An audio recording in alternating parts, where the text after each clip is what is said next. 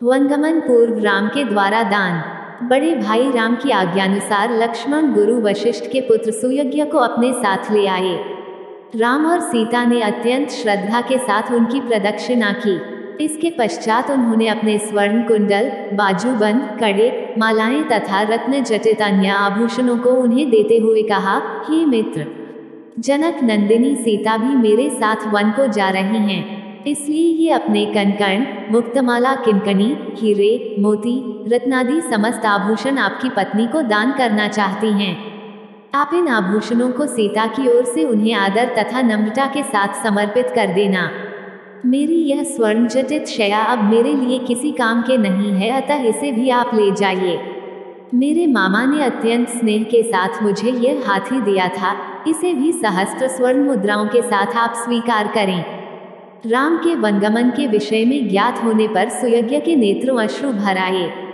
सजल नेत्रों के साथ राम के द्वारा प्रदान की गई वस्तुओं को उन्होंने ग्रहण किया और आशीर्वाद दिया, हे राम, तुम चिरंजीवी हो, तुम्हारा 14 वर्ष का वनवास तुम्हारे लिए निष्कंटक और कीर्तिदायक हो।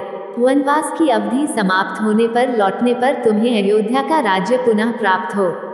इस प्रकार आशीर्वाद देकर गुरुपुत्र सुयज्ञ विदा हुए।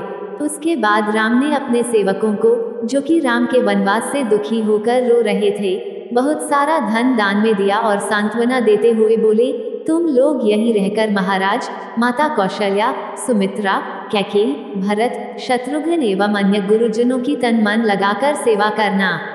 सदैव इस बात का ध्यान रखना कि उन्हें किसी प्रकार की असुविधा न हो।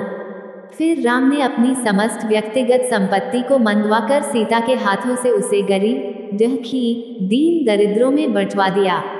राम और सीता के द्वारा मुक्त हस्त से दान दिए जाने की चर्चा सारे नगर में दावानल की भांति फैल गई। उन दिनों अयोध्या के समीपवर्ती एक ग्राम में गर्ग गोत्री त्रिजटा नामक एक तपस्वी ब्राह्मण निवास करते थे। उनकी बहुत सी संतानें थीं और वह अत्यंत दरिद्र थे।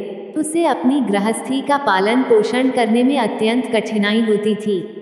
राम के द्वारा किए जाने वाले दान की चर्चा सुनकर उसकी पत्नी ने उनसे से कहा, हे स्वामी, आपको भी ज्ञात हुआ होगा कि अयोध्या के ज्येष्ठ राजकुमार श्री रामचंद्र जी अपना सर्वस्व दान में वितरित कर रहे हैं। आप भी उनके पास जाकर याचना करें।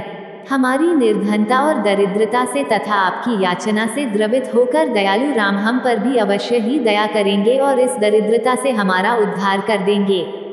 तपस्वी त्रिजटा याचना में रुचि नहीं रखते थे, किंतु पत्नी के बार बार प्रेरित किए जाने पर विवश होकर वे श्री राम के दरबार की ओर चल पड़े।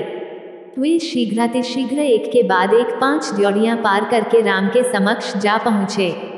उनकी तपस्या जनित तेज और ओज प्रभावित राम बोले, हे तपस्वी, हे ब्राह्मण देवता, आपका हृदय तीव्र गति से स्पंदित हो रहा है और शुभ्रभाल पर स्वेद कण झलक रहे हैं। ऐसा प्रतीत होता है कि आप बड़ी दूर से तीव्र गति के साथ चले आ रहे हैं।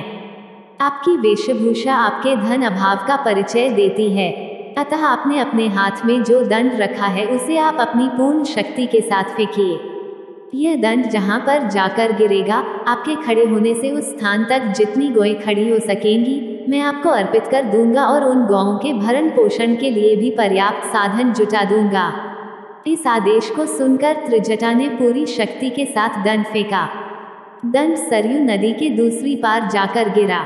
राम ने उसके बल की सराहना की तथा उसे अपनी प्रतिज्ञानुसार गौएं दान में दी। उनको विदा करने के पूर्व स्वर्ण, मोती, मुद्राएं, वस्त्रादि भी दान में दिए। इस प्रकार अपनी असंख्य धनराशि का दान कर सबको संतुष्ट करने के पश्चात वे सीता और लक्ष्मण के साथ पिता के दर्शनों के लिए चले गए। इसके आगे की कहानी आपको आने वाली अगली वीडियो में देखने को मिलेगी। यह वीडियो देखने के लिए धन्यवाद दोस्तों।